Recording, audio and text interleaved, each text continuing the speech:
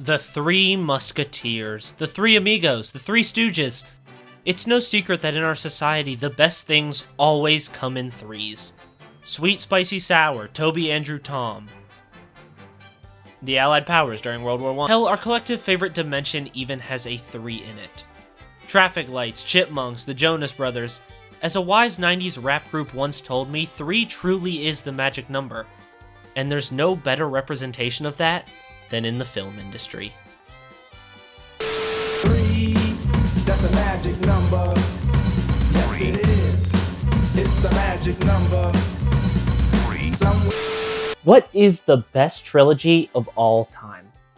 It's a question I'm sure every movie fan has asked themselves at one point or another. It's an interesting query.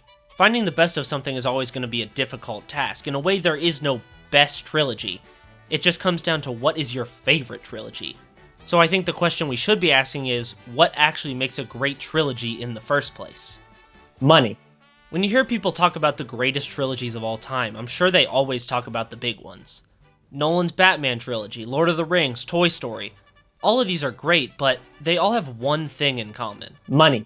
It sort of just comes with the territory at this point. In order for something to get made into a trilogy in the first place, it has to be profitable. That's why all trilogies that come to mind are made by such big companies.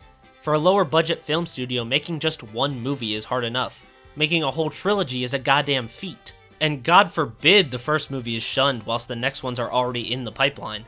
Then you've just got a sequel no one wants to watch, but that's too far along to just give up on. I think there's a lot of criteria to what makes a great trilogy. A lot of criteria that a lot of trilogies just don't understand. Each movie in a trilogy has its own unique role. They're all cogs in a machine, and even if one cog stops working, the whole thing can just fall apart.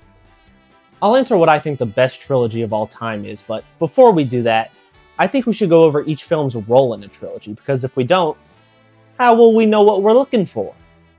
Seriously, how will we know?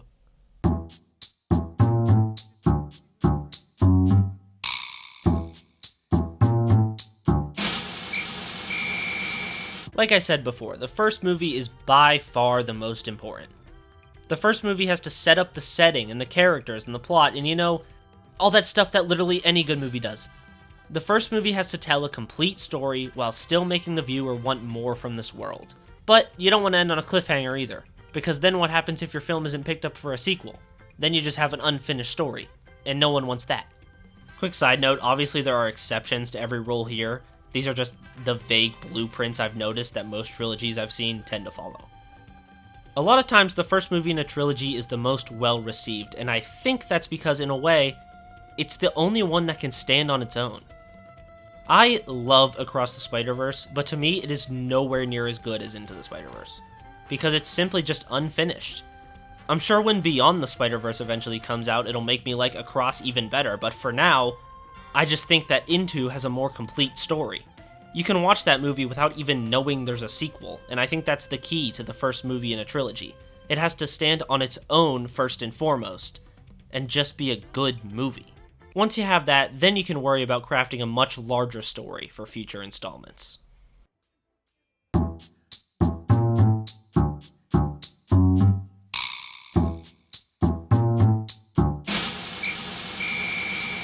The second movie is what can make or break your trilogy.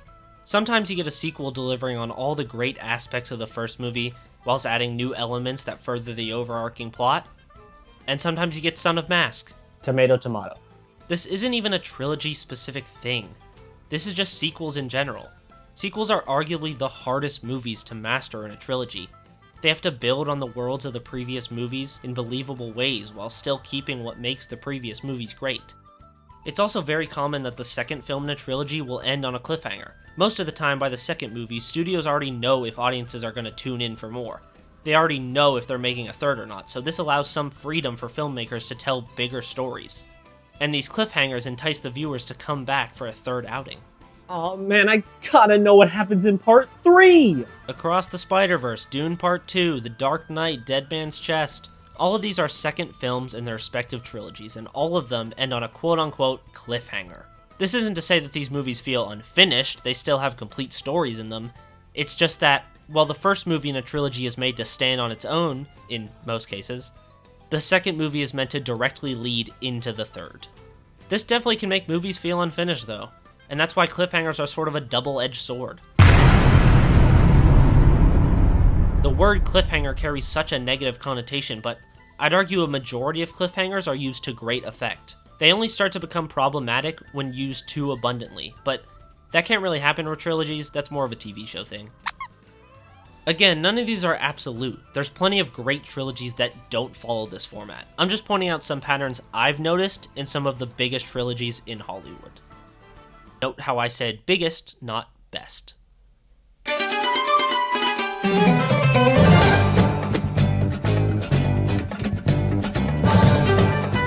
All right, you've made it. You've made a successful sequel. Millions of people all around the world love your movies. We just need to know, how are you gonna end it? You fucking degenerate. The third movie in a trilogy has to conclude your story in a satisfying way, and give your characters the send-off they deserve. If the ending of a trilogy is bad, it can end up ruining the reputation of the previous two movies, even if they're still good in their own right. Put simply, people don't want to spend all this time getting attached to characters only for them to have an unsatisfying conclusion. It retroactively makes the previous movies feel pointless. The journey's fun, yeah, but if the destination is no good, then people aren't gonna be happy. You want the third movie to be the biggest, grandest of them all. The coolest set pieces, the most emotional moments. Everything should be a natural progression of what's been set up in the first two movies. In an ideal trilogy, the movies would only continue to get better, so that there's no chance any fans are disappointed. Toy Story is a perfect example of this. I think these movies only get better as they go on, with the third one being the perfect conclusion of the theme set up in the previous two. You have to end on a bang. If your ending feels rushed or underwhelming, then it's gonna stain the reputation of the whole trilogy. This happens a disturbing amount. The bigger your trilogy, the harder it is to write an ending, I get it. If you have billions of fans, then it's impossible to make every one of them happy. You just have to do what you think is right for your characters. System is now set. Fly around the store under Daisy Productions. It stands for the NSI. Now that I've laid out what I think makes a trilogy great, I could finally answer the question you've all been waiting for. What is the greatest trilogy of all time? Nah, seriously, what is it? I'm genuinely asking. There is no greatest trilogy of all time. It was a trick. I fooled you all. This is all a personal preference thing. What I think the best trilogy of all time isn't going to be the same as what you think the best trilogy of all time is. What is wrong with you? The best I can do is go through the criteria I set up to show you what I personally think the best trilogies are. God damn it. A lot of the big popular trilogies have a weak link to me. I absolutely adore Toy Story 2 and 3, but I think the first one is kind of weak. The same can be said about the MCU Spider-Man trilogy. I think the first one is pretty weak. The other Spider-Man trilogy, on the other hand... Plenty of trilogies end up fumbling right at the finish line. Alien, The Godfather. Hell, I even think The Dark Knight Rises is weak when compared to the previous two. Also, a quick shout out to the Dune movies and the Spider-Verse movies. I'm sure these will end up becoming some of my favorite trilogies, but I can't judge them yet without the final part. Who knows, the third movies might fuck up everything. Have you seen some of the illustrations from the later Dune books? But I wasn't lying before when I said I had a favorite trilogy. Actually, I did lie. I have two. The Planet of the Apes trilogy is nearly flawless to me. It has a solid first movie that could stand on its own if you want it to, then a sequel that builds on the themes of the first whilst delivering an even more compelling story and ending on a note that leaves you wanting more. And then a third movie that's more climactic and emotional than the first two combined, leaving us off on an amazing ending. It's pretty perfect and would definitely be considered my favorite trilogy of all time. If it weren't for...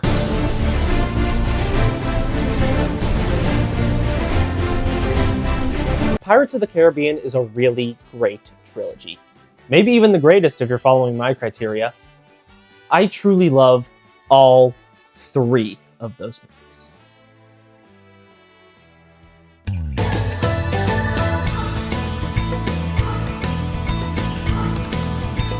I don't get paid enough for this.